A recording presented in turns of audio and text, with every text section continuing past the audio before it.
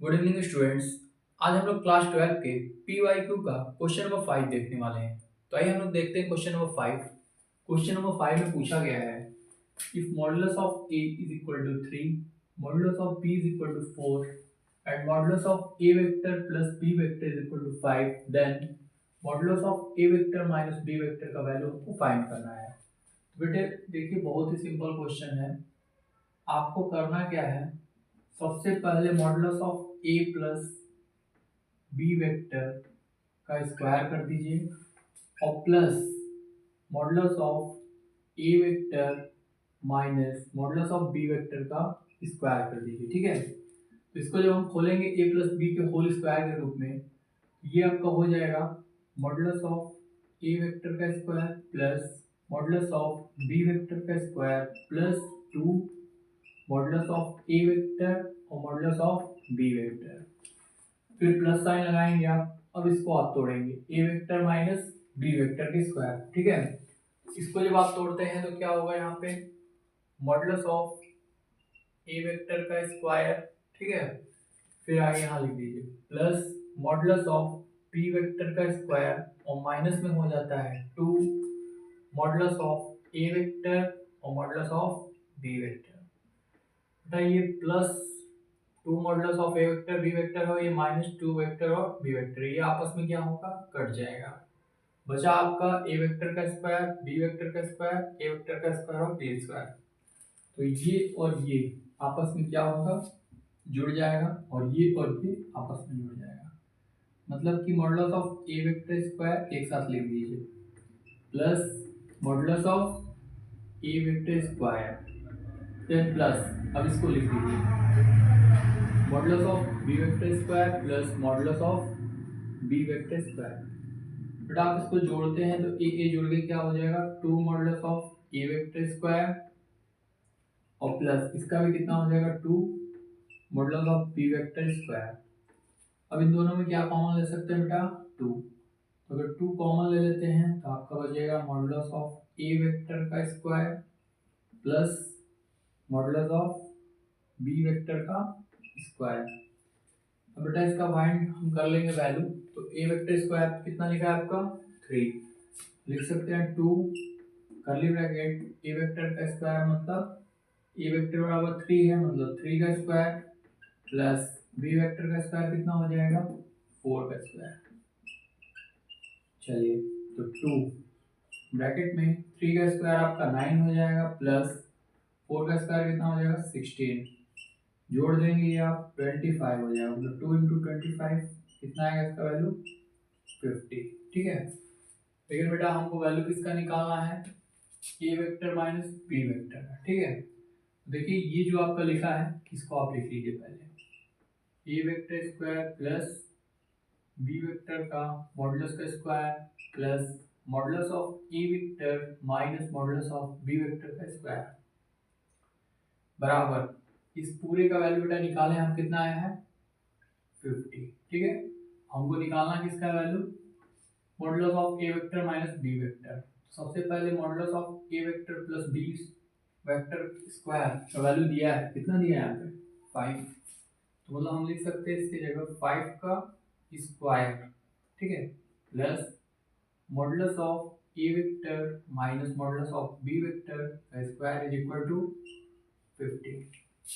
ठीक है, अब क्या करेंगे, क्योंकि हमको A vector minus B vector modulus का वैल्यू निकालना है तो ये प्लस 5 स्क्वायर को इधर भेजेंगे, मतलब हो जाएगा आपका modulus of A vector minus modulus of B vector का स्क्वायर बराबर 50 माइनस 5 का स्क्वायर कितना हो जाएगा बेटा 25।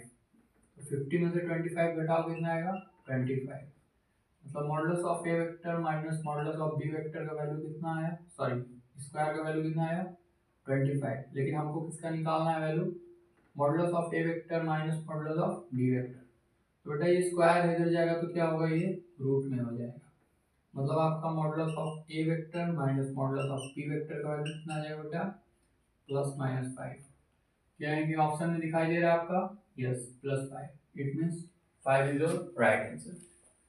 ओके बेटा, आई थिंक आप लोगों को समझ में आया होगा। Thank you.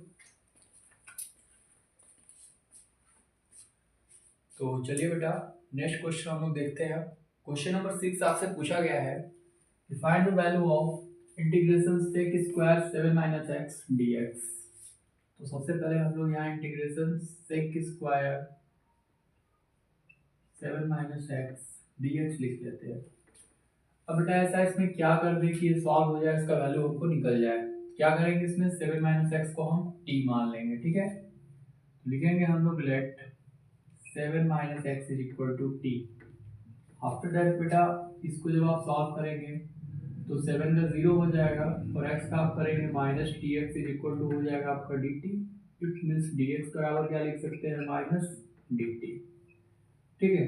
अब हम इसका वैल्यू यहाँ पुट अप करेंगे तो अब हम लोग लिखेंगे इंटीग्रेशन सेक स्क्वायर बेटा 7 माइनस एक्स का वैल्यू आप क्या रखें यहाँ पे टी, तो यहाँ लिख देंगे हम लोग सेक स्क्वायर टी और डी एक्स बराबर कितना है आपका माइनस डी टी। तो माइनस को मैं आगे कर लेता हूँ और डी टी यहाँ लिख देता हूँ, ठीक है। एक फॉर्मूला आपको पता होगा, क्या है formula, sec square theta d theta, मतलब थीटा जो है वो थीटा के रेस्पेक्ट में ही इंटीग्रेट होगा। तो इसका वैल्यू क्या हो जाए tan थीटा प्लस सी क्या है इंटीग्रेशन कांस्टेंट है। बस इसी फॉर्मूले को बेटा इस पे रख देंगे। माइनस यहाँ हो गया आपका, डायरेक्ट सॉल्व कर देते हैं, माइनस और सेक स्क्वायर टी है मतलब सेक स्क्वायर थीटा, थीटा की जगह क्या है टी है, इसको हम लोग लिख सकते हैं tan t minus tan t plus c. अब बेटा tan टी का वैल्यू आपको पता है कितना है 7 माइनस एक्स, यहाँ लिख देंगे 7 minus x plus c. This is your answer, okay. Copy कर लीजिए आप इसको। चलिए बेटा अब हम लोग क्वेश्चन नंबर 7 देखने वाले हैं। क्वेश्चन नंबर 7 जो है उसमें पूछा गया आपसे the degree of the differential equation. ये डिफरेंशियल इक्वेशन दिया गया है, उसका डिग्री हमसे पूछा जा रहा है। क्या है इक्वेशन आपका 1 plus d y by d x का स्क्वायर और ये होल का क्या है क्यूब है, ठीक है, इज इक्वल टू है आपका d two y upon d x square का होल स्क्वायर इज। ऑप्शन दिया है आपका 4, दूसरा दिया है 3/2, तीसरा दिया है 2 और डी है नॉट डिफाइंड।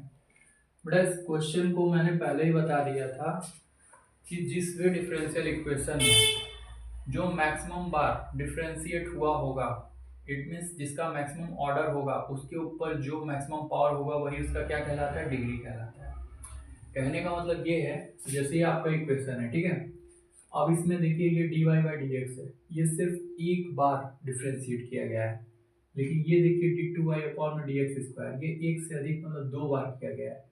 तो 2 बार किया गया है तो हम क्या बोलेंगे, जो अधिक बार डिफरेंशिएट किया रहेगा उसके ऊपर जो पावर होगा वही आपका डिग्री कहलाएगा, ठीक है।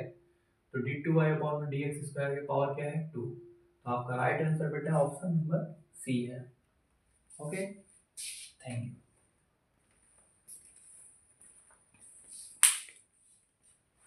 तो आइए बेटा अब हम लोग पी वाई क्यू का क्वेश्चन नंबर 8 देखने वाले हैं। तो आइए देखते हैं क्वेश्चन नंबर 8 क्या पूछ रहा है। क्वेश्चन नंबर 8 में पूछा गया है if the direction cosines of a line are 1 by c, 1 by c, 1 by c, then value आपको बताना है क्या ऑप्शन होगा। तो बेटा एक लाइन है जिसका डायरेक्शन कोसाइन दे दिया गया है आपका, वो क्या है 1 by c, 1 by c और 1 by c है। आपको पता है कि किसी भी लाइन का डायरेक्शन कोसाइन मैंने ऑलरेडी पढ़ा रखा है, L, M, N होता है। क्या होता है L, M, N होता है। और आपको एक चीज मैंने बताया था कि L का स्क्वायर प्लस M का स्क्वायर प्लस N का स्क्वायर, इन तीनों का स्क्वायर बेटा 1 के बराबर होता है। और आपको इस क्वेश्चन में क्या है डायरेक्शन कोसाइन दे दिया गया है 1 बाई सी, 1 बाई सी और 1 बाई सी।